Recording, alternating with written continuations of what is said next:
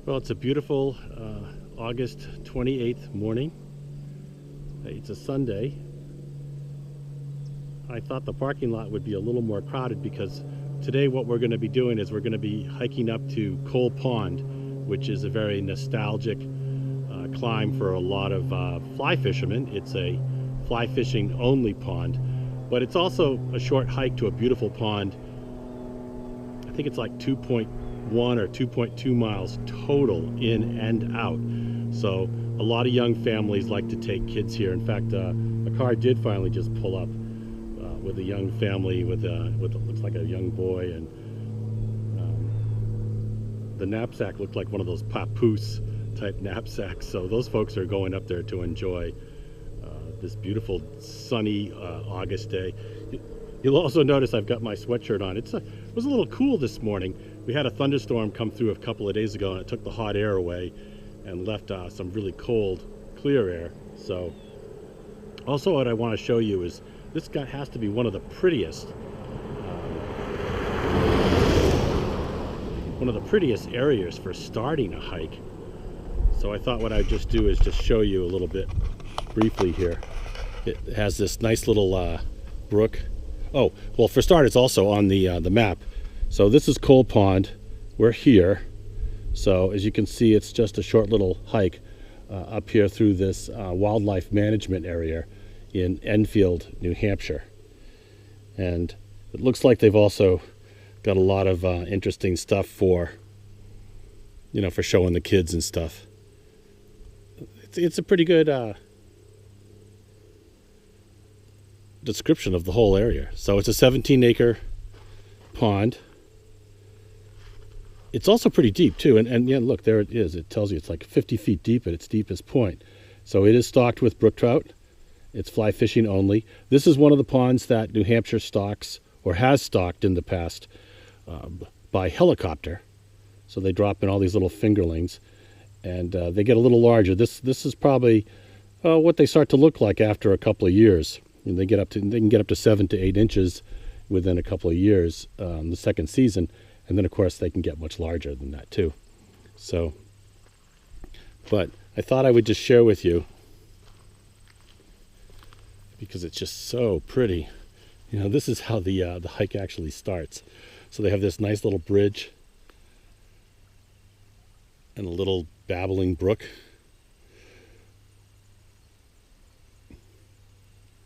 And then we hike up. So I'll if there's some interesting things to show on the hike up, I'll stop and we'll do some videoing there. But otherwise, I'll probably see you up at Cole Pond.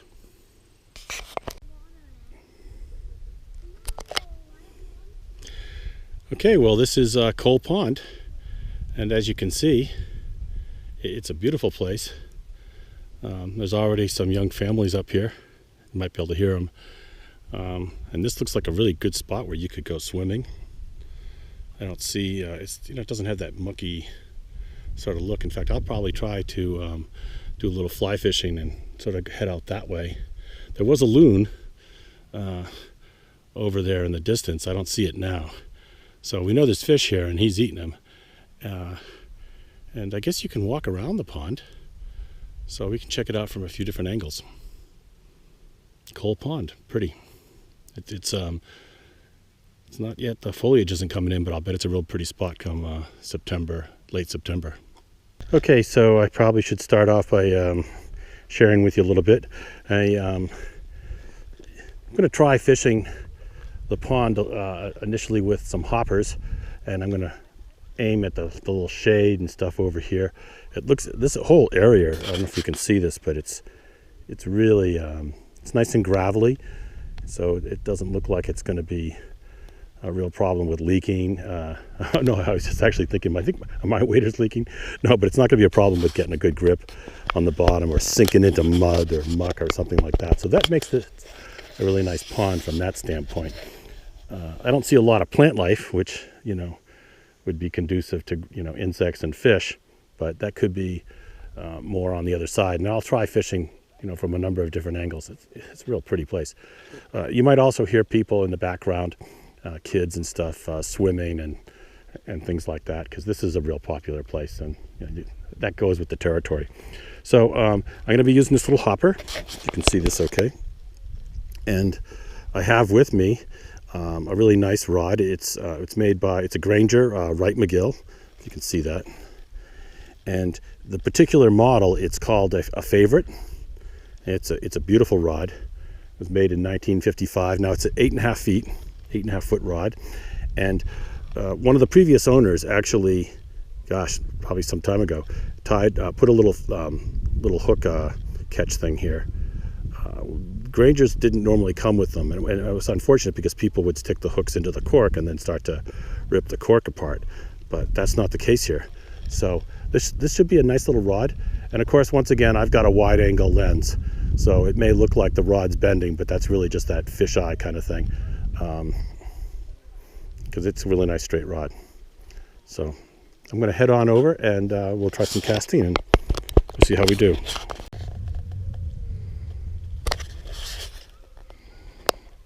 Okay, so the hopper that I put on has this nice little white sort of covering so you can sort of see it. I'm going to get some line out.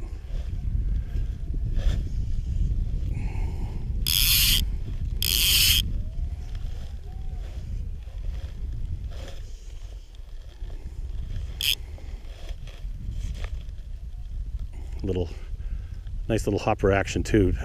I like it when you get that little bit of a pop when you pull on the line a little bit with a hopper. It looks like a grasshopper that's fallen in the water and it's still alive and it's trying to make a couple of clicks to fly out, right? And I think that's almost like an attractor.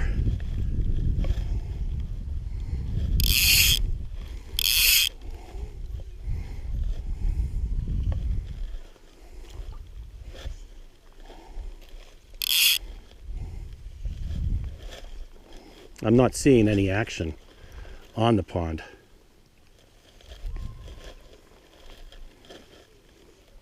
What I'm trying to do is throw the hopper sort of up near the banks in this little bit of a shaded area.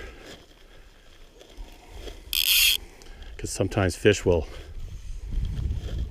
hang out looking for bugs that just happen to fall off the branches. You know, this is a little late in the season for mayfly hatches, so I'm going to be fishing mostly with terrestrials, although once again, I'm seeing some mayflies over here. And it looks like sulfurs. I don't know if you can see that because it's, you know, kind of far away, but I think I'll take a little closer look at that bug.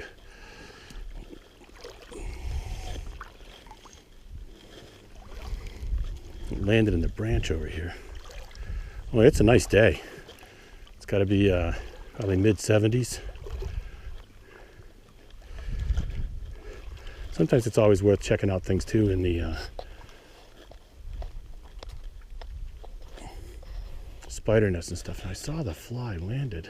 Here it is. There it is. Look at that. You can see that. That's like a little sulfur. How about that, huh?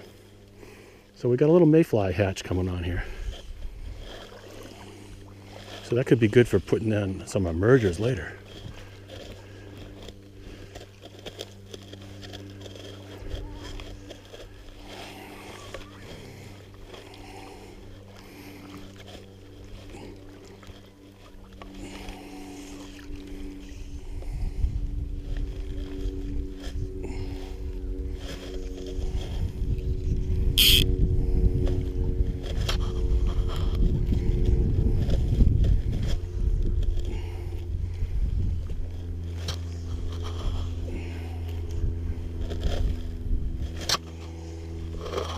Yeah, see, when you get the wind a little bit to your back, you can definitely get off those further casts.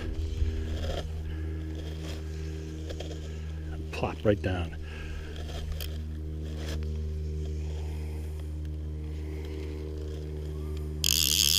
All right, well, I think I should probably check out some other parts around here.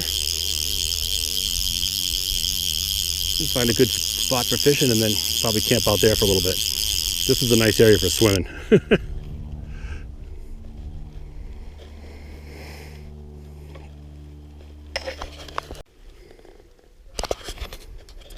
Well, this seems to be the spot right here.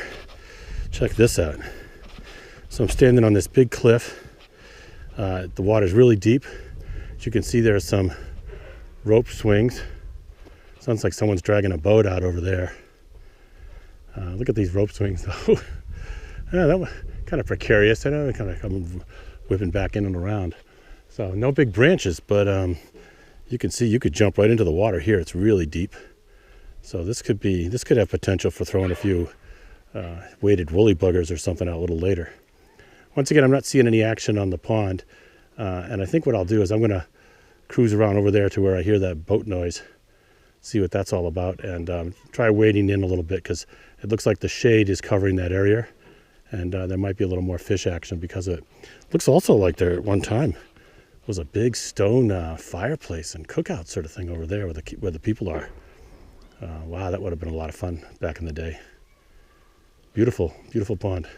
Oh yeah, I see another canoe about to emerge from over there. So, talk to you later. Well, I made it over to the other side. So I was fishing earlier straight over that way. And as you can see, the families are hanging out on the big stones. The clouds have gotten a little darker, and I may actually be seeing, it's actually not rain, it's these like little skimmer bugs all along the surface here. So, but also I noticed in the water, and finally I found a place over here where it's kind of clear, but also I noticed over the water, there's bluegills swimming around. So this is more than just a trout pond. It's a bluegill pond too. And probably someone brought them up here illegally as bait fish, who knows, all over the years. But so fly fishing for bluegills, boy, there's an awful lot of them, and they seem to be really interested in me. I don't think they've seen someone. I mean, there's hundreds of them here, at least little ones. Also, there's a loon further out. So I'm going to try some casting. Hopefully, it's not just going to be bluegills that I'm catching, but I do pinch the barbs on my hooks, so it won't be hard to take them off if that's the case. At least the water's nice and cold. I just trucked through. I tell you, you don't want to do this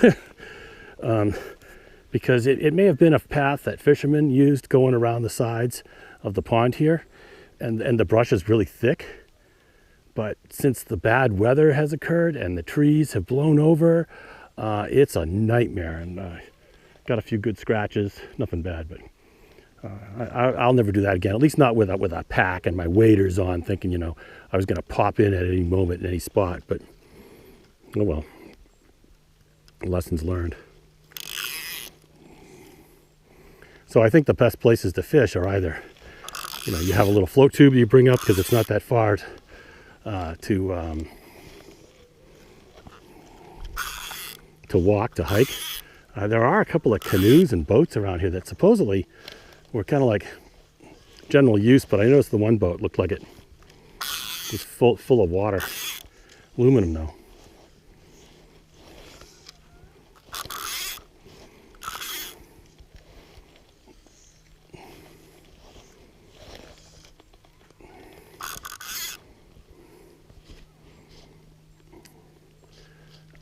So this is a nice little fly. It gives a nice little tug when you see it. Surprised the bluegills aren't biting at it. But they may be a little closer to shore. It drops off kind of quickly here. Once again, the pond is about 50 feet deep, so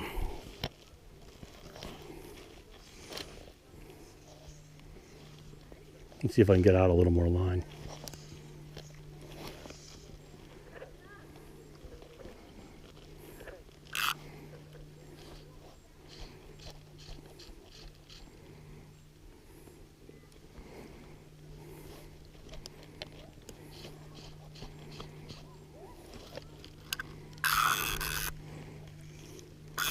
Yeah, I got my reel got a little wet. Maybe a little sandy. I'll have to clean that up when I get home.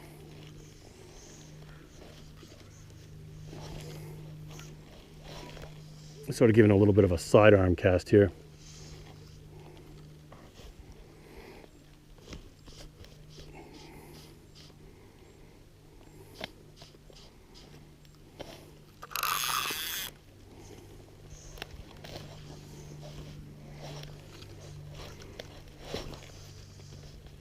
No, that was a bad cast.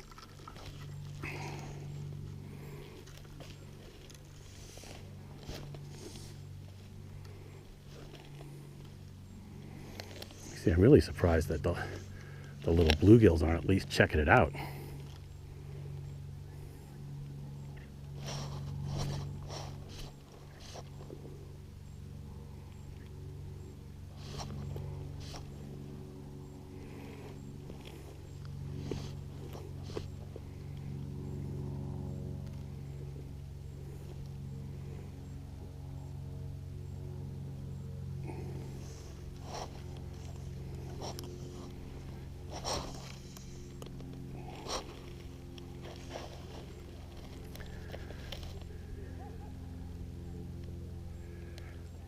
Let's see how this roll casts. Well, pretty nice. Easy.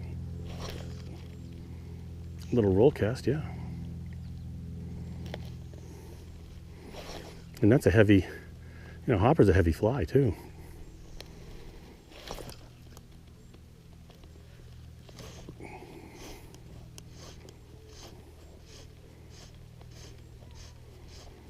Yeah, that's why this hopper, get it dried out a little bit. Do a little false casting. Yeah, maybe I could try out deeper if I can get a little bit of a roll cast.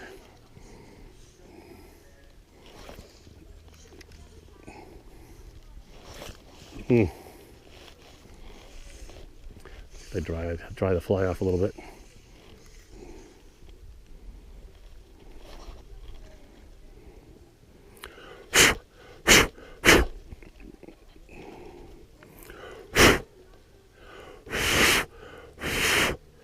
I didn't put any of that floating stuff on there.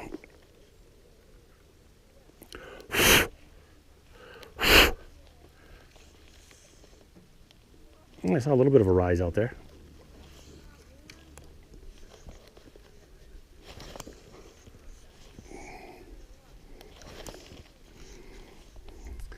I've got nothing but lots of brush behind me. And maybe if I put on a little light mayfly, I can get a little better cast. And plus this hopper is kind of the sand and everything behind. Clean that off a bit. All right, I'll try a new fly and we'll see what happens there.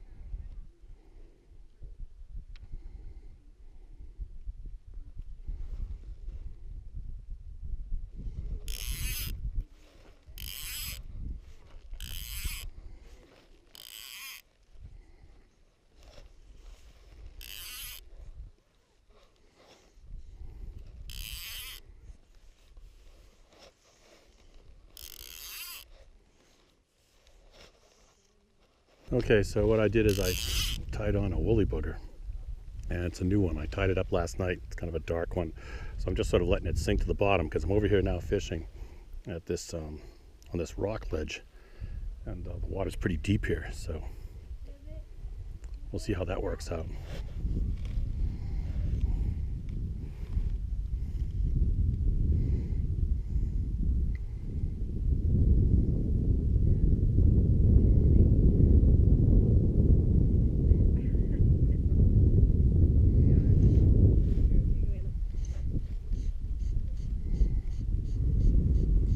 There were some young families that were having lunch on the rocks behind me, so you might notice some voices, or you might hear some voices, but they just asked me, what it would be like to walk around the pond. And this was my answer. I wouldn't recommend that. I would never do it again. I was noticing all these really nice blueberry bushes over there, and I was thinking, gee, how come there's no bears eating them? Then I see some bear scat. But the first thing that came to my mind was, no bear would walk down that path. It's so bad. Because it's all, the brushes are really thick. Okay. I mean, look at that. I got scratches on my arms. And then a lot of the trees have fallen down. Okay. It's not a path to walk around. No, that doesn't sound like it. No, you'd go like about 200 feet and you'd realize it. But somewhere around over there, you can't even notice the path anymore. It gets so bad. And then over there, it's like almost like cliffs and stuff. You got to go up and down. And between here and that rock outcropping, the trails are probably really nice. Yeah. Because lots of people go back and forth to here. Sure. The rest of that stuff is almost just swamp. Yeah, you don't want to walk. You don't want to walk that.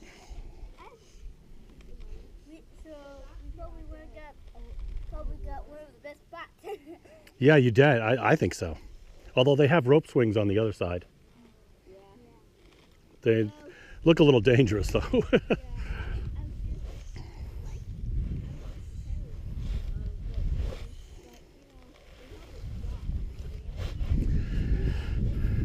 It looks really deep over there. You don't have the nice gradual ledge. This has a gradual ledge. Over there, it just drops completely straight off. This is the best spot. Snapping turtles? Well, like I said, over there, it's all the trees are falling in the water, and it's all sort of swampy. And I would think they'd hang out over there because you can see all these little bluegill fish swimming around, and they'd probably be trying to grab at them. But over here, there's crayfish. I saw one a minute ago, and I was like, God, I had some crayfish patterns last night that I thought about bringing, and I didn't bring. Didn't expect that.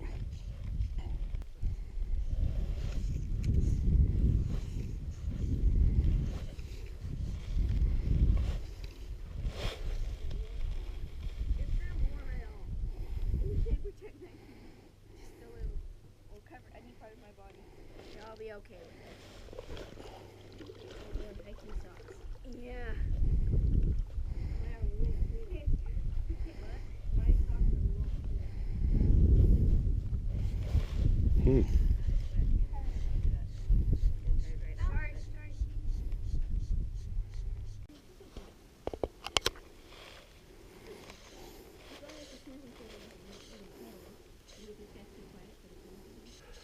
Let's see.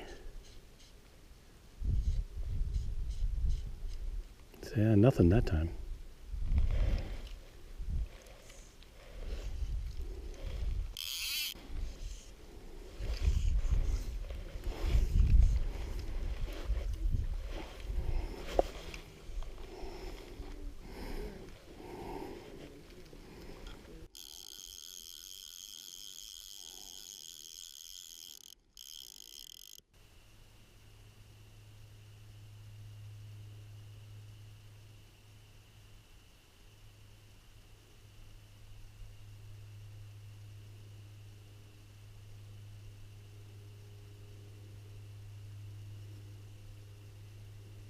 It's really peaceful now that everyone's left.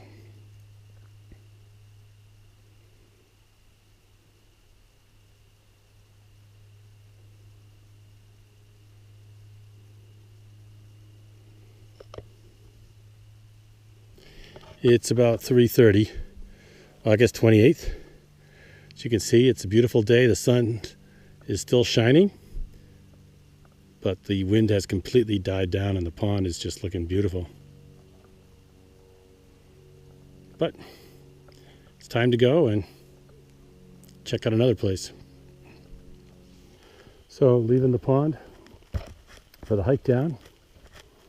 Some beautiful hemlock trees and stuff, pines. Pond was back that way. This is the trail. As you can see, it's mostly roots and rocky, but this was a pretty easy trail as far as trails are concerned. And beautiful pond.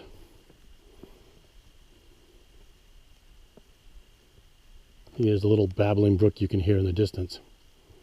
I guess there's no camping allowed here, but boy, it sure looks like there's a lot of good campsites. And at one time, I'm told there used to be a Dartmouth clubhouse or something up here. That's what the old fireplace foundation stuff was. So, real beautiful area. Yeah, it's a nice little day. It was sunny. The clouds starting to come in now, so I thought it might be a good idea to get down before it starts raining. Although I don't think rain was predicted, but some of these little clouds are a little dark. Anyway, that was not a bad hike. Easy thing to do on a Sunday afternoon. I didn't catch any fish. I didn't even see any fish rise, but I did see a loon out in the middle of the pond, and it seemed to be, having a lot of fun. But it's absolutely a gorgeous place, and I suspect that in the springtime, with some good insect hatches coming off, it's probably a great little pond to go fishing in. Also, I noticed a lot of people, well, not a lot, maybe 2 boats and a couple of canoes, were literally carried up there and changed, so those folks can take those things out and do some fishing as well. That looked like a lot of fun. All right, well, until next time, this is Steve Higgins, and I'll look forward to checking out another one of these remote ponds that they stock brook trout by helicopter in the state of New Hampshire. Thanks.